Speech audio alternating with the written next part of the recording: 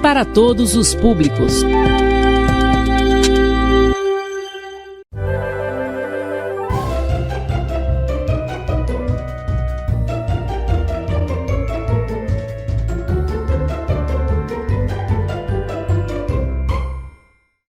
Olá pessoal, sejam bem-vindos ao projeto Escola em Minha Casa, projeto de vidas.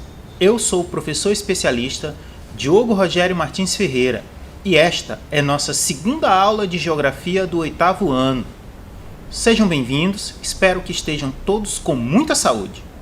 Para esta aula de Geografia, eu trouxe o tema População Mundial, Principais Ideias. É a segunda unidade do nosso livro didático. Mas antes de começarmos a aula, eu trouxe um convidado todo especial. Ele é muito bonito, muito inteligente, traz informações essenciais para o nosso estudo durante o ano e é o nosso companheiro, que tem que nos acompanhar durante o ano e ao final do ano nós temos que entregá-lo na escola para que ele seja um bom companheiro para o nosso primo, nosso irmão, nosso colega ou nosso vizinho. Quem é o nosso convidado especial? É o Livro Didático de Geografia do 8º ano. Olha aqui, eu trouxe para vocês a capa do nosso livro didático. O tema do nosso livro é Geografia, Espaço e Interação, do 8º ano. O livro ele foi organizado pelo Marcelo Moraes Paula, pela Ângela Rama e Denise Pinesso. Então, toda vez que vocês olharem no meu slide, Paula, 2018, página tal, é porque é uma informação que foi retirada do livro. É o sobrenome do autor, o ano e a página de onde foi retirada a informação. Pela capa de nosso livro do 8º ano, será que dá para a gente perceber quais os conteúdos que nós vamos trabalhar no 8º ano? Será que essa capa ela foi escolhida porque ela tem a ver com conteúdo ou o autor achou legal essa imagem desse monte de menino correndo em cima desse muro e colocou na capa do livro? O que ela nos diz sobre o conteúdo? Bem, é uma imagem daqui do Brasil? Olhem para essa construção, olhem essa arquitetura. Nós temos edifícios assim, que nem esse da capa aqui no Brasil? Não. Olha como esses meninos estão aí vestidos. As pessoas se vestem assim aqui? Não. Então, essa capa não é uma imagem daqui, é uma imagem do Oriente, do outro lado do mundo. E por que o autor colocou esta capa? Por que, pessoal? Durante o 8º ano, nós vamos estudar o conteúdo é população mundial.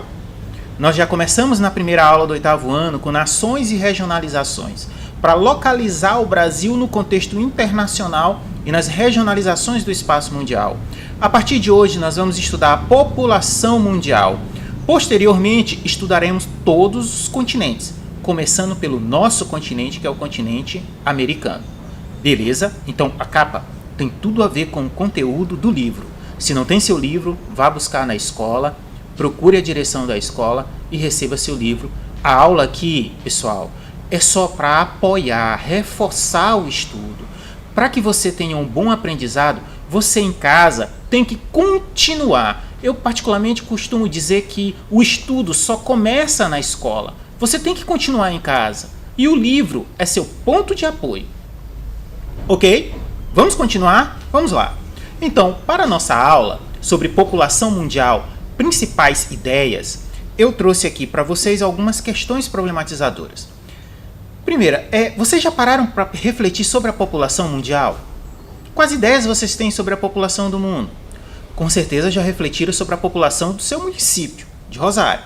Já pensaram, quantos habitantes tem em Rosário? Será que a maioria é homem? Será que a maioria é mulher? Quais as características dessa população de Rosário? Qual é a média, a expectativa de vida da população de Rosário? Com certeza já pensaram sobre isso em relação ao seu município. E sobre o mundo? E sobre o planeta Terra? Já pararam para pensar nisso? Quantos habitantes vivem no planeta Terra? Milhares? Milhões? Bilhões? Trilhões? Quais são os países mais populosos do mundo, que têm a maior população? Será que a população do mundo está aumentando ou está diminuindo? Quem estuda a população do mundo? Será que a demografia tem alguma coisa a dizer sobre isso? O quê? Ouvi alguém dizer, o que o senhor falou aí, professor? Demografia. Demografia o nome, o significado do nome, a gente não entende porque não é um nome da língua portuguesa, é um nome de outra língua. Traduzido para o português, demografia é uma palavra composta de duas partes. Demo, que traduzido para o português quer dizer povo. Grafia, traduzido para o português pode ser escrita ou pode ser também espaço. A demografia é a ciência que estuda como o povo está no espaço, suas características do povo no espaço. Será que a demografia tem alguma ideia para nos ajudar a entender a população do mundo? E aí, você se sentiu cheio de questionamentos? Então você está no caminho certo. Vamos tentar resolver essas questões? Vamos lá. Para isso, eu vou começar falando sobre população. Ora, vamos falar sobre população do mundo. Vamos começar falando sobre população. O que é população, pessoal? População é o conjunto de habitantes de um país ou região. Simples. A população de Rosário. Um conjunto de habitantes que vivem no território de Rosário. É muito simples. Pessoal, não vamos confundir a ideia de população com a ideia de povo que nós estudamos na aula anterior. Lembram? Lá, se não lembram, olhem a aula de novo, assistam a aula de novo. Está lá no YouTube da Secretaria de Educação. Pessoal, a ideia de povo tem a ver com os direitos de cidadania. Que, professor? Tem a ver com os direitos que, por exemplo, a Constituição garante a todo cidadão brasileiro, que são os direitos civis, direito à educação, moradia, transporte, saneamento básico, direitos políticos, direito de eleger, de votar ou ser votado, de se candidatar.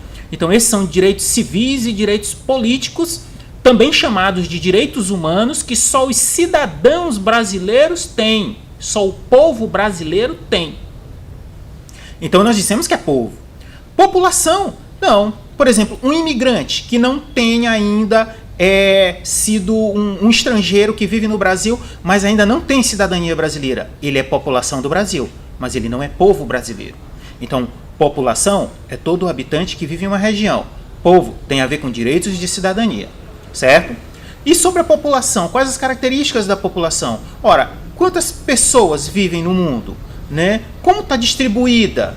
Essa população, ela aumenta, ela diminui? Como ela avança durante um período de tempo? A população do mundo, será que a grande maioria é jovem? É adulto? É idoso? A maioria é homem? É mulher? E a população do mundo economicamente ativa? O que é economicamente ativa? Aquela que desempenha uma função, um emprego. A população tem questões também que afetam a população. Quantas pessoas nascem? Quantas morrem? Quantas migram? E aí eu trouxe para vocês aqui no slide, vamos lá no slide, essa imagem aí da população brasileira num daqueles momentos fundamentais. O jogo da seleção brasileira. É para ganhar. Gol, gol, gol. Vamos estudar um pouquinho mais sobre a população do mundo? Vamos lá. E aí, pessoal, aquela primeira pergunta que surge quando a gente estuda a população do mundo. Primeira pergunta, qual o país que tem a maior população do mundo? E aí? Você sabe qual é o país mais populoso do mundo, que tem a maior população? Pensa um pouquinho. Tentou responder? Vamos aqui. Para responder esta pergunta, vamos para o slide? Vamos lá? Vamos para o slide.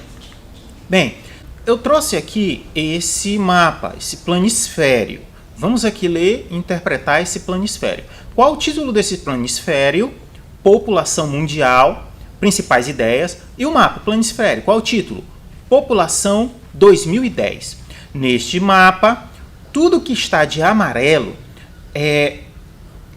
todas essas localidades, a população vive menos de 0,1 habitante por quilômetro quadrado. O que, professor? Quer dizer que vive pouca gente, pouquíssima gente nas partes que estão em amarelo nesse planisfério. Por fim, tudo que está com a cor mais escura, o marrom bem forte, são as regiões do planeta em que vive mais de 10 pessoas por quilômetro quadrado. Ou seja, são aquelas áreas do planeta Terra em que há a maior concentração de habitantes por quilômetro quadrado. Certo? E aí? Quais são os países mais populosos do mundo? Vamos lá? Quem sabe? Quem adivinhou? Quem acertou? Quem é o primeiro? Ó a seta lá.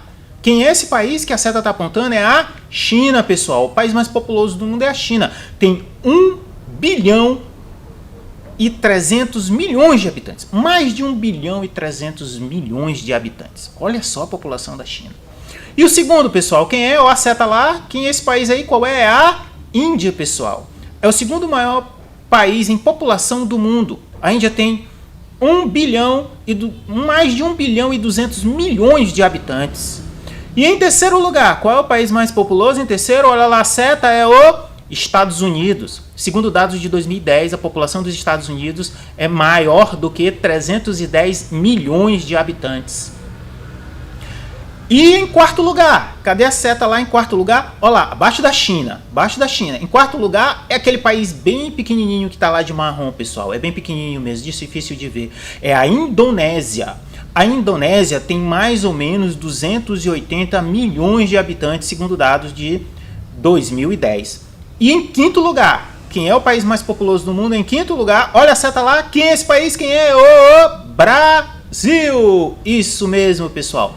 O Brasil é o quinto maior país em população do mundo. Segundo dados atualizados do IBGE, que você pode encontrar lá no site do IBGE, www.ibge.gov.br, você coloca lá na lupazinha para pesquisar a população do Brasil e ele tem um cronômetro lá que marca a população do Brasil. Segundo dados do IBGE, o Brasil tem hoje mais ou menos 212 milhões de habitantes. Portanto, o quinto maior país em população do mundo. Bem, isso são informações, são dados. A partir desses dados, nós temos que refletir as consequências, por exemplo, de um país ter uma população enorme. Qual é uma das consequências? Primeiro, tem muita mão de obra, muitos recursos humanos. Isso é uma consequência. Então, a partir do dado, a gente tem que refletir sobre a realidade a partir dessas informações. E aí, para continuar nossa aula sobre população mundial, nós vamos trazer uma primeira ideia sobre população mundial que nós já falamos, que é a ideia de país populoso. O que é um país populoso, que eu já falei? É um país que tem uma grande população. Nós acabamos de estudar os 5 maiores países em população do mundo. E aí eu trouxe esse mapa do Brasil aqui. Vamos para o slide? Olha lá. Então, nesse mapa do Brasil, esse mapa do Brasil é um mapa de densidade demográfica, ou seja, a quantidade de habitantes por quilômetro quadrado. Nesse mapa, na legenda dele, o que está de amarelo são as áreas em que há uma menor população. O que está mais escuro de marrom são as áreas do território brasileiro em que há uma maior concentração populacional. O que quer dizer isso? Que a população não está distribuída de forma igual no espaço global, muito menos no território brasileiro. E a partir desse mapa aqui, nós podemos perceber que a parte central do Brasil não tem tantos habitantes quanto as áreas próximas do litoral. Isso tem a ver com o processo de formação do território brasileiro, que vocês podem estudar melhor na aula de Geografia do 7º ano, na segunda aula de Geografia do 7º ano. Mas a partir desse mapa, nós podemos levar e compreender uma segunda ideia, que é a ideia de país povoado. Quando eu digo que um país é povoado, o que é um país é povoado? É que a população, em relação ao seu território, é uma relação entre população e território. Ou seja, você pega o número de habitantes e divide pelo território do país. Número de habitantes dividido por quilômetros quadrados. E aí você vai saber se aquele país ele é densamente povoado ou não. É a ideia de densidade demográfica. Densidade, ou seja, quantidade, se existem muitos habitantes por quilômetros quadrados. Então existem países que são povoados, tem uma grande quantidade de habitantes por quilômetro quadrado. E aí nós dissemos, né, que eles são povoados. Quem é o país mais povoado do mundo, né? Aí eu trouxe essa imagem para vocês. Vamos para o slide? Olha lá essa imagem. O que vocês estão vendo nessa imagem, pessoal? O que é isso aí? Gente, muita gente, pessoal. Muita gente tomando banho de piscina. Olhem para a imagem, muita gente tomando banho de piscina na província de Sichuan, na China, antes da pandemia, é claro. Então, esse povo todo está dentro dessa piscina. Vocês sabem quantas pessoas tem nessa piscina, pessoal? 15 mil pessoas, mais ou menos, dentro de uma mesma piscina, em um final de semana, tudo junto, na mesma hora. Vocês têm ideia do que é isso? Do que eu quero dizer? Que a China é povoada, tem muito habitante por quilômetro quadrado, pessoal. Pessoal, isso aí seria como se a gente convidasse 1/3 da população de Rosário para tomar banho de piscina numa manhã, no final de semana. Olha, Rosário, segundo o IBGE, tem mais ou menos 45 mil habitantes. 45 mil habitantes.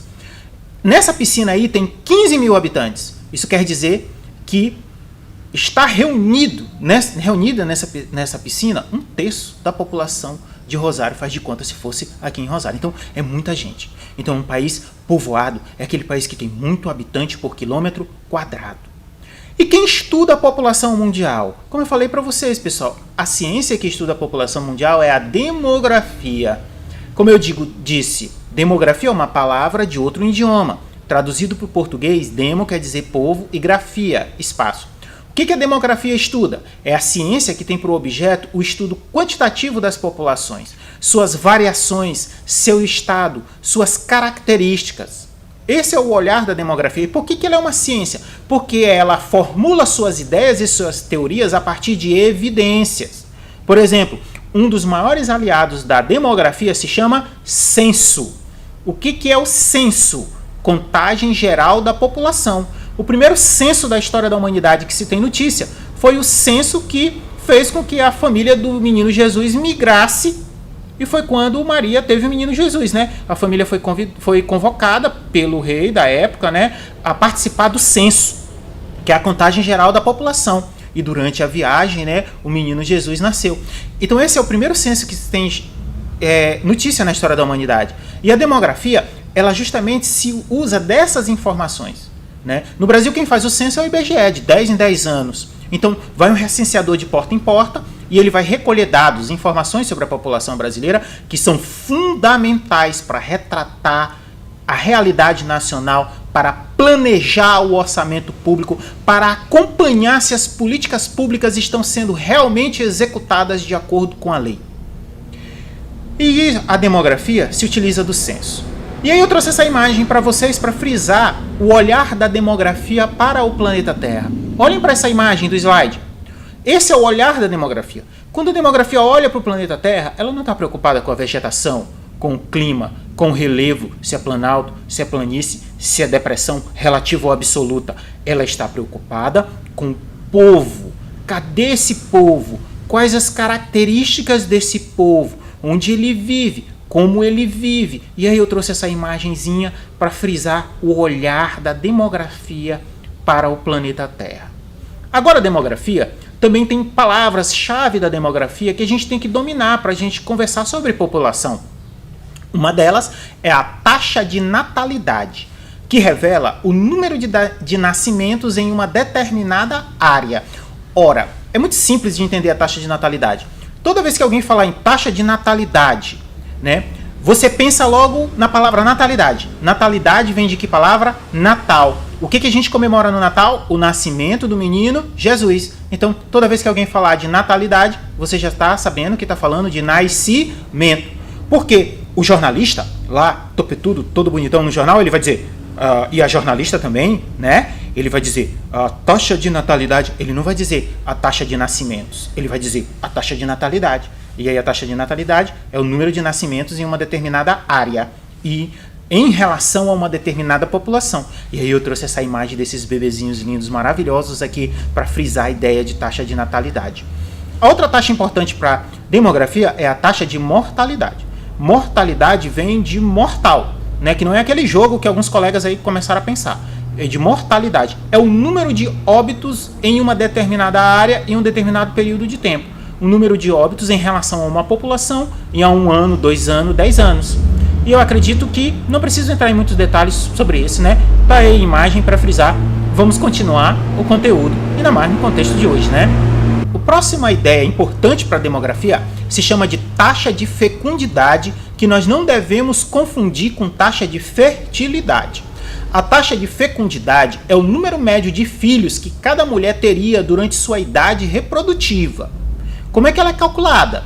Né? É o número médio de filhos, ou seja, você pega o número de mulheres de Rosário e divide pelo número de crianças, pelo número de nascidos em Rosário. E aí você tem a média de filhos que cada mulher tem numa área. Aqui no caso, do mundo. No mundo, de 1975 a 1980, em média, cada mulher tinha 5 filhos. Não quer dizer que toda mulher tinha 5 filhos. Sempre tem umas que tem mais e outras que têm menos, mas a média era essa. Essa média vem caindo muito devido à entrada da mulher no mercado de trabalho, o desenvolvimento de métodos contraceptivos, melhoria do atendimento na saúde e várias outras questões também vem diminuindo a tendência a se ter mais filhos. Outra taxa importante que a demografia, e toda hora passa no jornal, é uma taxa essencial porque a partir dela a gente consegue compreender as condições de vida da maioria da população. É a taxa de mortalidade infantil. O que é a taxa de mortalidade infantil? É o número de crianças que morrem no primeiro ano de vida a cada 1.000 nascimentos. Ou seja, a cada 1.000 habitantes, quantas crianças morreram durante um ano no Brasil e no mundo? Essa é a taxa de mortalidade infantil, independente da causa do óbito, certo?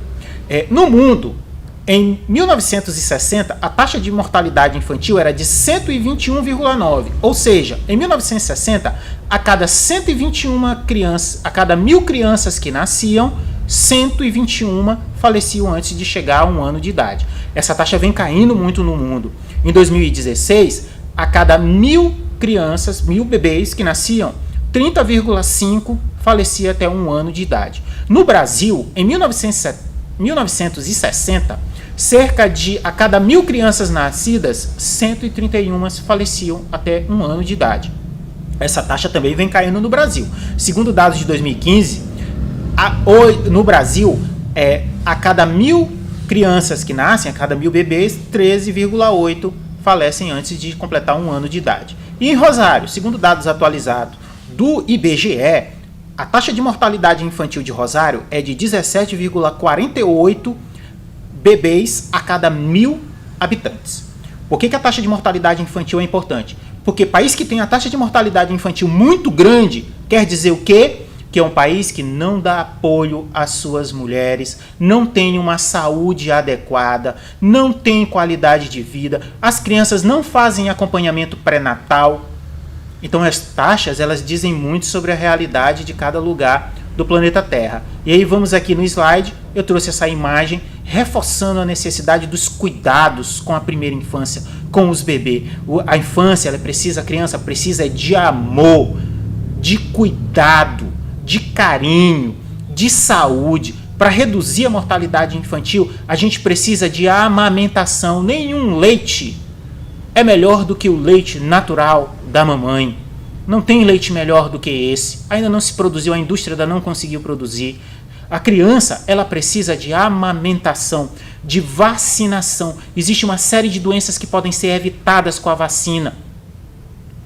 E a criança precisa de higiene. Hoje, mais do que nunca, uma mão lava a outra, lave as mãos e cuide da sua higiene. Bem, todas essas taxas, elas servem para analisar a evolução da população mundial, o seu crescimento ou o seu decrescimento. E existe uma outra palavra importante na demografia que ela faz referência a justamente isso. Ela estuda o aumento ou o decréscimo de uma população em um determinado período, em uma determinada área. É a taxa de crescimento vegetativo ou natural. Vamos aqui para o slide. O que é crescimento vegetativo ou natural? É a diferença entre os valores das taxas de natalidade e de mortalidade. Ele mostra se uma população vem aumentando ou diminuindo durante um determinado período. Esse dado ele não considera a chegada e saída de imigrantes, só os habitantes que nasceram ou faleceram no planeta Terra, em uma determinada região do planeta Terra. Então, como é que funciona a taxa de crescimento vegetativo ou natural? Pessoal, presta atenção. Nós temos a taxa de natalidade e a taxa de mortalidade. Então, por exemplo, se nasce mais crianças do que morre, se a taxa de natalidade é maior que a taxa de mortalidade, a população está crescendo. Se a taxa de mortalidade é maior do que a taxa de natalidade, a população vai diminuir. E é isso que a ideia de crescimento vegetativo ou natural estuda, essa relação entre natalidade e mortalidade, para tentar compreender se a população está aumentando ou se está diminuindo. existem vários fatores que contribuem para o aumento ou decréscimo da taxa de natalidade e mortalidade. Primeiro, o número de filhos. Existem países, por exemplo, como o Japão. Eu vou usar aqui o exemplo do Japão. Há uma tendência enorme para não se ter filho. No Japão, as pessoas não querem ter filho. A última informação que eu tive sobre o Japão é sobre a taxa de natalidade do Japão era de 0,5 filhos por família. O que, professor? 0,5. Ou seja, para explicar melhor de forma mais simples, quer dizer que no Japão metade das famílias não querem e não tem filhos. Só outra metade que quer e tem no máximo um filho. Em regiões do Brasil, em outras regiões do planeta Terra com baixo desenvolvimento econômico, como regiões da América Latina, da África, da Ásia, a tendência é de que se tenha mais filhos. Então a taxa de crescimento vegetativo natural, ela pode variar devido ao número de filhos, expectativa de vida.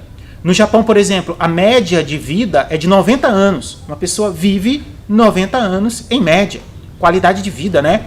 As migrações afetam a taxa de mortalidade e natalidade e o crescimento da população, o acesso à saúde, à educação, à moradia, né, à alimentação. A situação econômica, se o país está progredindo, é claro que as pessoas vão ter mais segurança para ter filhos. Se a situação econômica está difícil, as pessoas não vão querer ter filhos, né? A situação política, se o país ele realmente dá condições para a pessoa viver com uma relativa liberdade, e realmente as pessoas vão sentir mais à vontade para ter filho. E se não há essa liberdade, eles não vão querer ter filhos. Aspectos naturais também influenciam no crescimento da população. Por exemplo, um maior acesso das mulheres ao mercado de trabalho. A mulher que trabalha, ela tem uma tendência a ter menos filhos. Já as mulheres que se dedicam ao lar, a possibilidade de ter mais filhos é maior. Então, o crescimento da população depende da relação entre essas duas taxas. Bem, pessoal, essas foram algumas ideias básicas para a gente entender a população mundial. Espero que tenham gostado. Leiam o livro, não é só aqui na aula, a aula é para reforçar o seu estudo. Você tem que continuar em casa, tem que pegar a atividade do professor na sua escola e estudar o livro didático e tentar exercitar o conhecimento. Porque o conhecimento que não é exercitado, ele é esquecido. Muito obrigado.